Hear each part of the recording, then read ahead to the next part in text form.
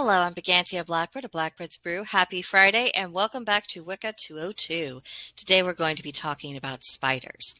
Now, arachnids are not universally popular creatures. They have a rather excessive amount of legs, and the way they can move around can be somewhat off-putting. And some species have venom quite dangerous to humans, so there is reason for caution. And let's not get started on the rather bad habit some spiders have of putting their webs directly in your walkway.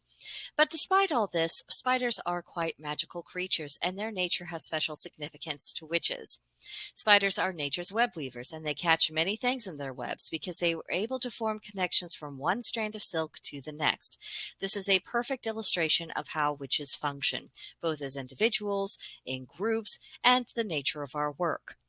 Whether we are working on integrating the contents of our soul or if we're seeking to learn something new, it's all about forming connections and understanding how these connections fit together. This principle holds true in the web weaving we do with other practitioners. We are seeking out people to strengthen our web, who can teach us, who can connect us to this greater whole.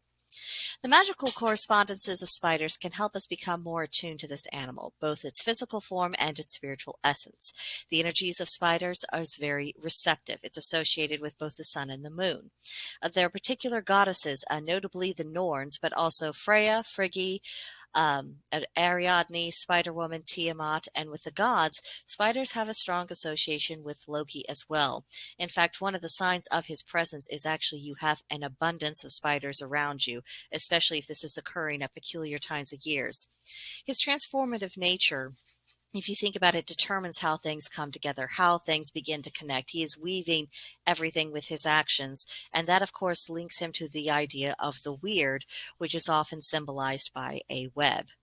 Now, the powers of spiders on the spiritual and the magical level are all about adaptability, especially if you're talking about water spiders, but also the afterlife, agriculture, assertiveness, balance, communication, connections, creativity, cycles, danger. This is especially true of black widows for obvious reasons, but they're also tied to destiny, enchantment, life, magic, manifestation, memory, opportunities, patience, power, purpose, rebirth and renewal, shamanic work, especially if we're talking about attempts at spiritual shapeshifting. But it's also about gaining skills, exercising wisdom, witches, and of course, the craft. The spider as a spirit animal has the primary function of promoting creativity and for being a weaver of fate, both of which are indispensable activities for witches. We are always in need of our creativity to figure out how to make use of the things at our disposal. And to become a witch is about taking on the conscious role of being a co-creator of the universe. One of the consequences of that is that we help make decisions about how fate is going to be weaved together. We don't have the whole say, not by any stretch of the imagination, but we are active participants. We have an effect upon the greater pattern. Now, unlike other spirit animals, the spider enjoys a pretty consistent meaning across cultures and religions, from the nature of its appearance to the circular nature of their webs, their lives, and their cycles of their life. Spiders are creatures who are always in flux. They are moving. They are of the in-between. They're half tied to this world, half tied to the next. Spiders set an excellent example in all forms of balance. Think about how carefully they can be poised on their webs, how gracefully they can navigate, and that, of course, symbolizes having the balance between the past, present, and the future, giving each of these things their due without getting lost in any of them. And the spiral of their webs harkens to the pattern of the wheel of the year, the physical seasons and natures, the patterns of human life, and our practice of magic. Think of how we cast a circle, or when we sit down to meditate out in nature and we're plugging in. We are taken into this same spiral, and then we are swept into the flow of the universal energy, and the spider can help guide us through that process. So now that we have a few of the fundamentals, let's go on to our homework for November 11th through November 18th. Number 1.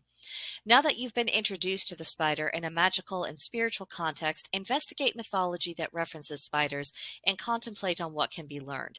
Also look into the kind of spiders that do not weave webs. They will have certain differences in their significance, and that's also worth meditating upon. Number 2. Journal about your perception of spiders, past and present, good or ill.